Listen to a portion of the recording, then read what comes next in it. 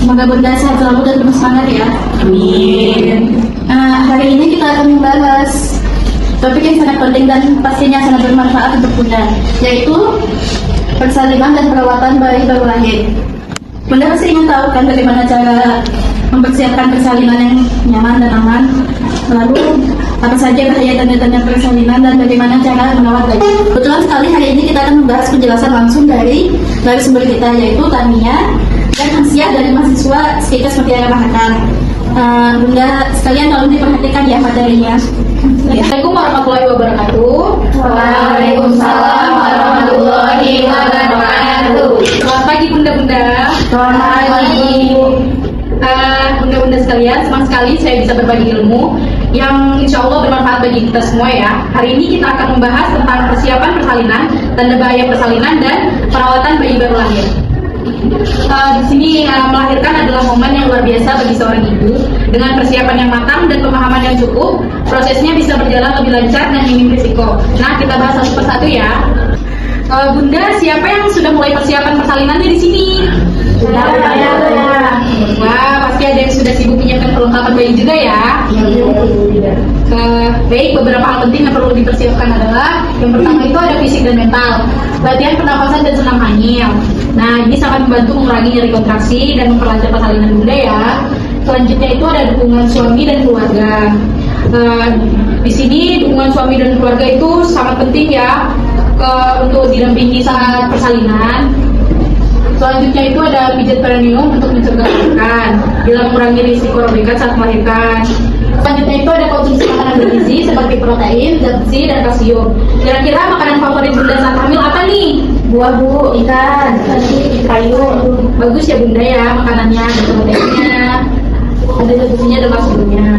Nah selanjutnya itu ada minum air putih yang cukup ya bunda.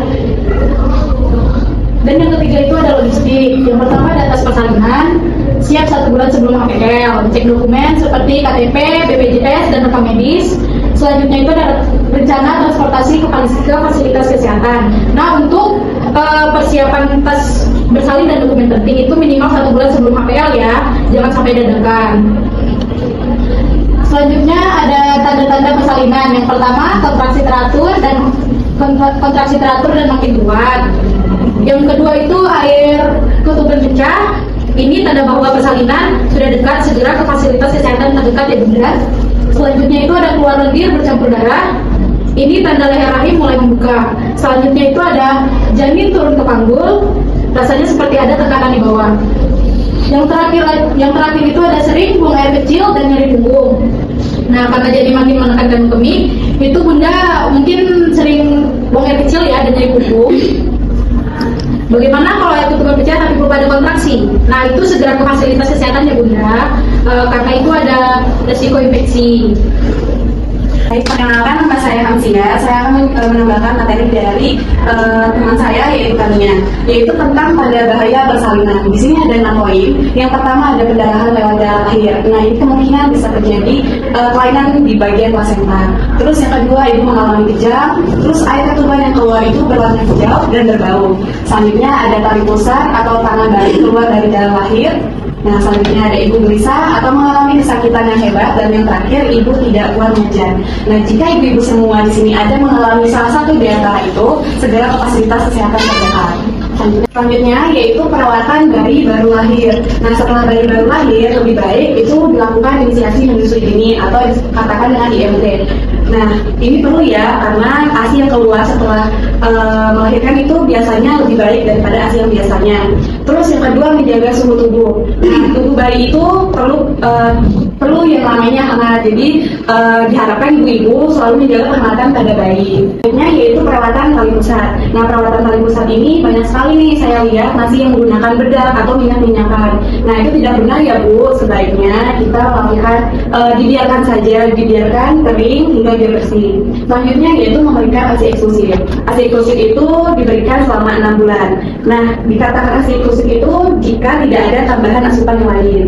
Dan terakhir yaitu memantau tanda bahaya pada bayi, bayinya keringan atau segala macam yang memungkinkan itu berbeda dari bayi lainnya, segera bawa ke fasilitas kesehatan terdekat. Ada beberapa yang tidak boleh dilakukan pada ibu setelah melahirkan, yaitu membuang ASI yang pertama keluar atau yang dikatakan kolostrum. Nah, ASI yang baru keluar yang dikatakan kolostrum itu ASI yang berwarna kekuningan. Selanjutnya yang kedua, membersihkan payudara dengan alkohol atau kopidon dan lain-lain karena bisa berakibat pada bayi. Ketiga, yaitu mengikat perut terlalu kencang.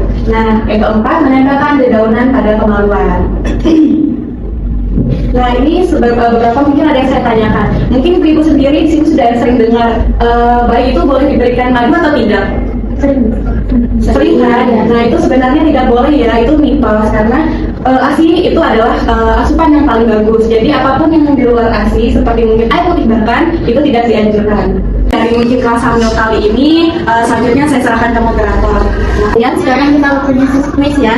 Jadi yang dapat bisa menjawab akan mendapatkan hadiah kecil. Ya, saya serahkan kepada narasumber saya yaitu Hamsia. 3. Nah, ini ada pertanyaan pertama. Apa tanda utama persalinan sudah dekat? A. Kontraksi teratur dan semakin kuat. B. Nafsu makan meningkat. C. Perut terasa kencang tapi tidak beratur. Dan D. Bayi berdenyut. Ibu yang ingin bisa menjawab, silakan. Saya Bu, Ya, silakan. jawabannya tadi A, kontraksi teratur dan semakin kuat. Jawaban dari Bu Adel tadi benar ya, yaitu kontraksi teratur dan semakin kuat. Ibu Adel, silakan maju ke depan.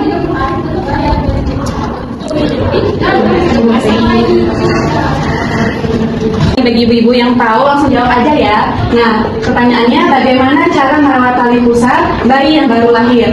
A. Cuci dengan sabun setiap hari. B. Oles pakai minyak supaya cepat lepas. C. Balut dengan kain agar tetap hangat. D. Biarkan tetap kering dan bersih. Silakan ibu-ibu yang tahu. Saya mau jawab. Silakan. Jawabannya D. Biarkan tetap kering dan bersih. 3. Nah, jawaban yang benar adalah D. Biarkan tetap kering dan bersih. Berarti jawaban dari Bunda Desti benar ya. Bukan enggak. Ya, selanjutnya silakan Ibu Desti untuk ambil hadiahnya. Ambil. 3. Baik Bunda, karena sesi materi dan sesi kuisnya sudah selesai, kita akan ke sesi pertanyaan. Apakah benar ada pertanyaan? Ada. Ibu bertanya Bu, apakah benar bayi yang baru lahir harus dijemur di sinar matahari pagi? Pertanyaan saya, bagaimana membedakan kontraksi asli dengan kontraksi palsu? Yang akan dijawab oleh narasumber saya yaitu Tania dan Hamsia. Saya akan menjawab pertanyaan dari Bunda Helvani. Apakah benar bayi yang baru lahir harus langsung dijemur di bawah sinar matahari pagi? Nah, ini sering banget ya. Jadi pertanyaan ibu-ibu, bayi baru lahir tidak harus dijemur setiap hari kecuali kalau dia kuning. Kalau bayinya sehat, tidak masalah kalau tidak jemur. Tapi kalau ada tanda-tanda kuning, ibu bisa menjemur bayi di bawah sinar matahari pagi. Dimulai jamnya dari jam 7 sampai jam 9 pagi ya, selama 10 sampai 15 menit.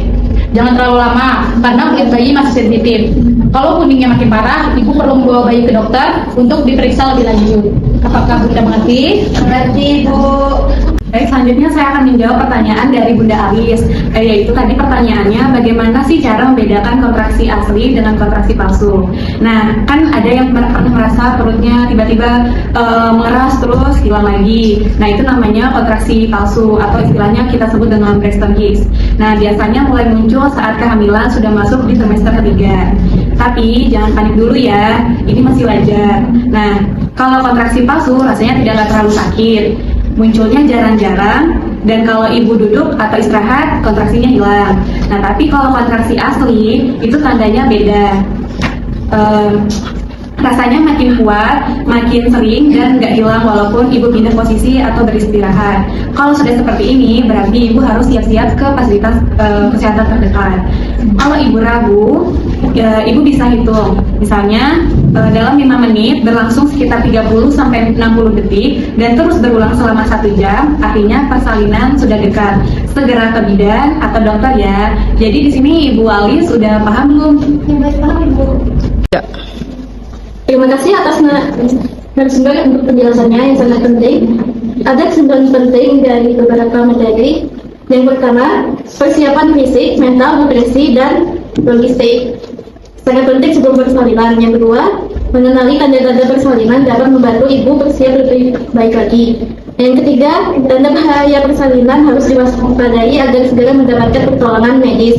Yang terakhir, Perawatan bayi baru lahir yang tepat sangat penting untuk tumbuh kembangnya. 3. Demikian sisi penyuluhan hari ini. Semoga bermanfaat untuk benar-benar sekalian. Terima kasih atas perhatiannya. Wassalamualaikum warahmatullahi wabarakatuh. Waalaikumsalam.